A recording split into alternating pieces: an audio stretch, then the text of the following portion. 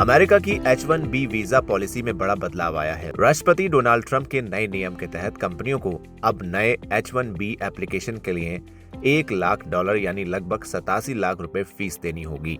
ये कदम अमेरिका में नौकरियों की सुरक्षा और विदेशी लेबर के गलत इस्तेमाल को रोकने के लिए उठाया गया है। लेकिन इस फैसले का सीधा असर अमेरिकी और ग्लोबल कंपनियों पर पड़ा है। कई बड़ी कंपनियों ने H-1B वीजा स्पॉन्सरशिप को रोक दिया है या हायरिंग घटा दी है। TCS, वॉलमार्ट, कॉग्निजेंट और इंटरव्यू सर्जिकल जैसी कंपनियां अब नई H-1B हायरिंग पर रोक लगा चुकी हैं। इस वीडियो में हम जानेंगे कि ये नई पॉलिसी कंपनियों, विदेशी टैलेंट और अमेरिकी टेक इंडस्ट्री में कैसे असर डाल सकती है। अमेरिका की इमिग्रेशन पॉलिसी में बड़ा बदलाव। राष्ट्रपति डोनाल्ड ट्रंप के एडमिनिस्ट्रेशन ने हाल ही में H-1B वीजा सिस्टम में एक नया नियम लागू किया है, जिससे अब कंपनियों को नए एप्लीकेशन के लिए $1 लाख यानी करीब 87,70,000 रुपए फीस देनी होगी।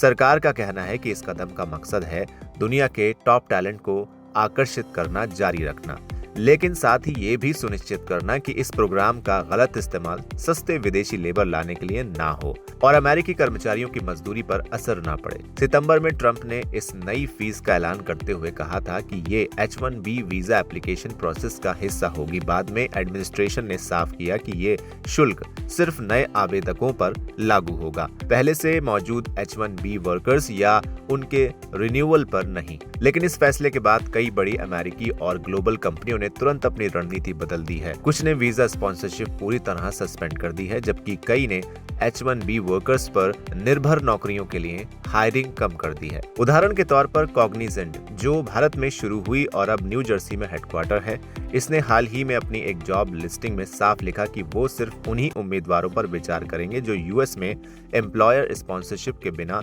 काम करने के लिए अधिकृत हैं। वहीं कैलिफोर्निया की मेडटेक कंपनी इंट्यूटिव सर्जिकल ने सितंबर के आखिर में H-1B वीजा स्पॉन्सरशिप को रोक दिया है। दूसरी ओर भारत की दिग्गज IT कंपनी TCS यानी टाटा कंसल्टेंसी सर्विसेज, जो H-1B वीजा की सबसे बड़ी स्पॉन्सर कंपनियों में से एक है, TCS ने भी घोषणा की है कि वो फिलहाल इस प्रोग्राम के तहत नई हायरिंग नहीं करेगी। और रिटेल दिग्गज वॉलमार्ट, जहां अनुमान के मुताबिक करीब 2400 H-1B वीजा वर्कर्स काम कर रहे हैं, उसने भी उन कैंडिडेट्स की भर्ती रोक दी है जिन्हें वीजा स्पॉन्सरशिप की जरूरत होती है। ये बदलाव अमेरिका के टेक और सर्विस सेक्टर पर गहरा असर डाल सकता है, जहां वर्षों से भारतीय और एशियाई पेशेवर H-1B वीजा के तहत काम करते आए हैं। विशेषज्ञों का कहना है कि इस नई फीस और सख्त नीति से छोटे व्यवसायों और विदेशी टैलेंट पर निर्भर कंपनियों पर अतिरिक्त वित्तीय बोझ बढ़ेगा, जिससे ग्लोबल स्किल फ्लो पर असर पड़ सकता है।